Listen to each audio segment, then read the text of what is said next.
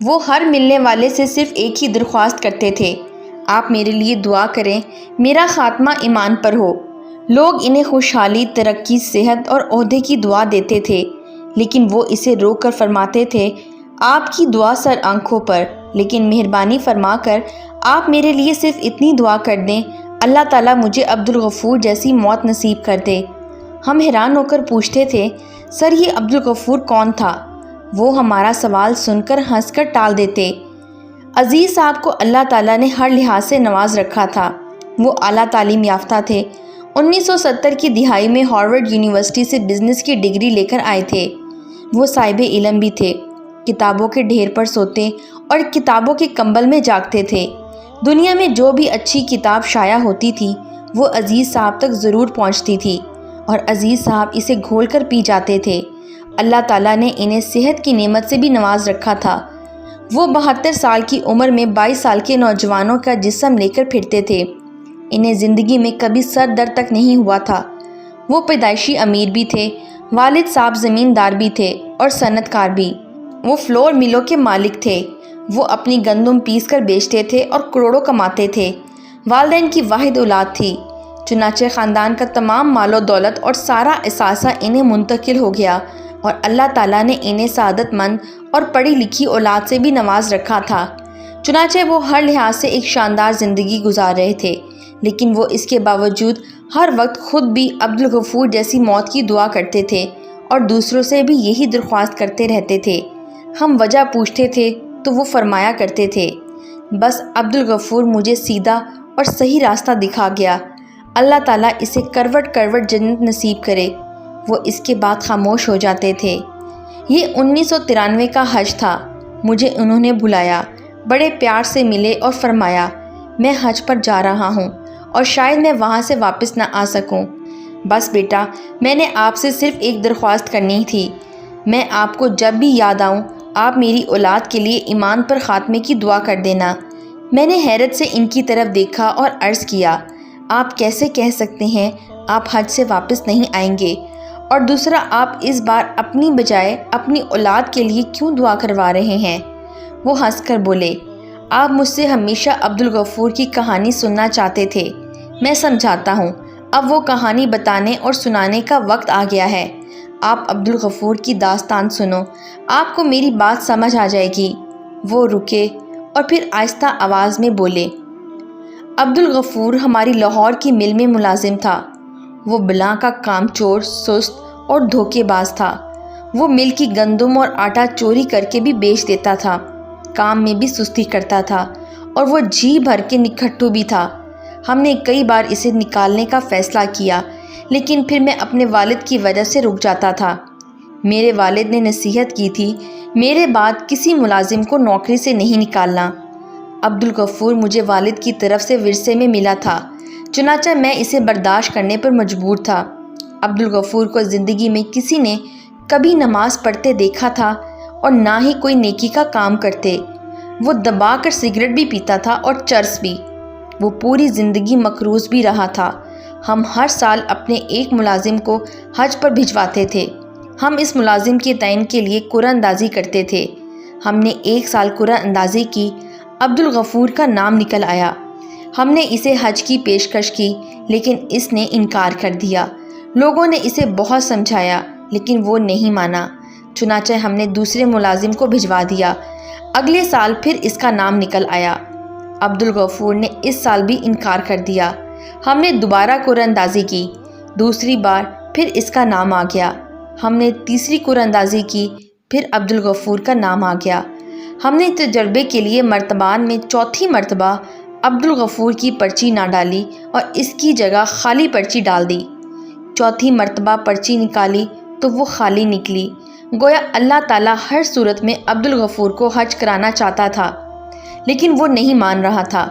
ہم نے اس پر بہت زور دیا، مگر اس کا کہنا تھا، مجھے تو نماز بھی نہیں آتی، میں حج کر کے کیا کروں گا؟ میں نے آخر میں اس کے ساتھ سودا کیا۔ میں نے اس سے کہا، تم حج پر چلے جاؤ، میں تمہارے پورے سال کی تنخواہیں اضافی دے دیتا ہوں۔ وہ لالچ میں آ گیا۔ میں نے مولوی صاحب کا بندوبست کیا۔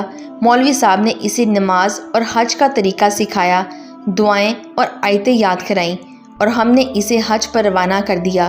عبدالغفور حج پر گیا، حج کیا، طواف الوداع کیا، عشاء کی آخری نماز پڑھی، سجدے میں گیا اور سجدے میں ہی انتقال کر گیا۔ وہ مرنے کے بعد دیر تک سجدے میں پڑا رہا۔ ساتھیوں میں سے کسی نے اسے ہلایا تو پتہ چلا عبدالغفور انتقال کر چکا ہے۔ آپ اللہ کے فیصلے دیکھیں، اس رات امام کعبہ کا انتقال بھی ہو گیا۔ اگلی صبح امام کعبہ کا جنازہ تھا۔ عبدالغفور کی میت بھی امام کعبہ کے ساتھ حجر اسود کے سامنے رکھ دی گئی اور لاکھوں حاجیوں نے اس کا جنازہ پڑھا۔ ہمیں اطلاع دی گئی، ہم سے لاش کے بارے میں پوچھا گیا۔ ہم نے اس کی بیگم سے پوچھا۔ بیگم کا کہنا تھا اللہ تعالیٰ نے اگر اسے خانہ کعبہ بلایا ہے تو پھر اس کی تدفین بھی مکہ میں کر دی جائے۔ ہم نے اس کی تدفین کی اجازت دے دی اور یوں وہ مکہ مکرمہ میں دفن کر دیا گیا۔ میں اس کی نصیب پر حیران رہ گیا۔ میں اس کی بیگم کے پاس گیا اور اس سے عبدالغفور کی خوش بختی کی وجہ پوچھی۔ بیگم نے ایک عجیب بات بتائی۔ اس کا کہنا تھا میرے خاوند میں کوئی خوبی نہیں تھی، اس نے زندگی میں کبھی کوئی نیکی نہیں کی۔ میں خود حیران تھی اللہ تعالیٰ نے اسے کس نیکی کا صلہ دیا۔ میں کئی دن سوچتی رہی، پھر مجھے اچانک اس کی ایک اچھی عادت یاد آئی۔ ہمارے محلے میں ایک خوبصورت بیوہ ہے، یہ جوانی میں بیوہ ہو گئی تھی۔ محلے کے تمام لوفر اس پر بری نظر ڈالتے تھے۔ اس کی 2 چھوٹی بیٹیاں تھیں۔ مکان اس کو اس کے مرحوم خاوند دے گیا تھا۔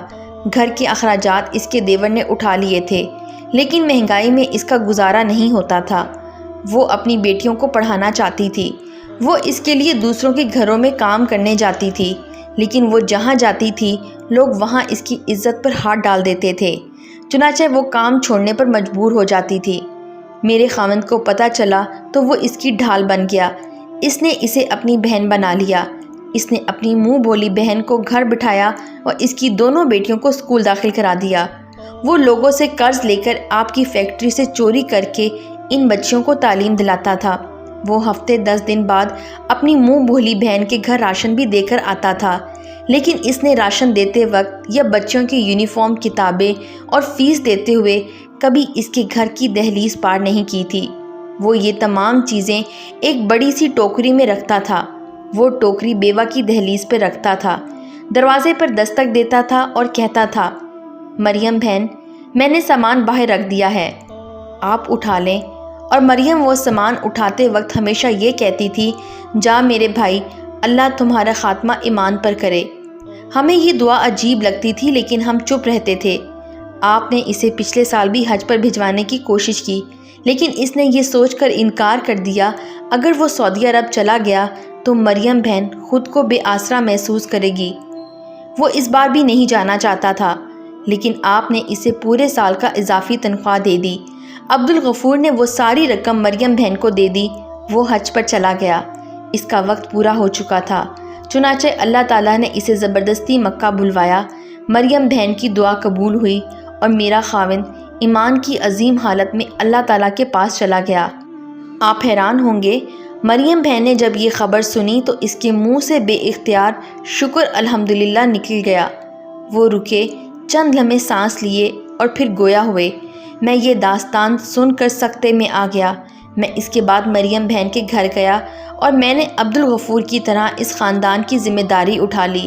میں اس دن سے مریم بہن، عبدالغفور کی بیگم اور اپنے تمام دوستوں سے درخواست کر رہا ہوں آپ میرے لیے دعا کریں، اللہ مجھے عبدالغفور کی موت نصیب کر دے۔ میں خود بھی دن میں سینکڑوں مرتبہ ایمان پر خاتمے کی دعا کرتا ہوں۔ میں نے زندگی میں کبھی حج نہیں کیا۔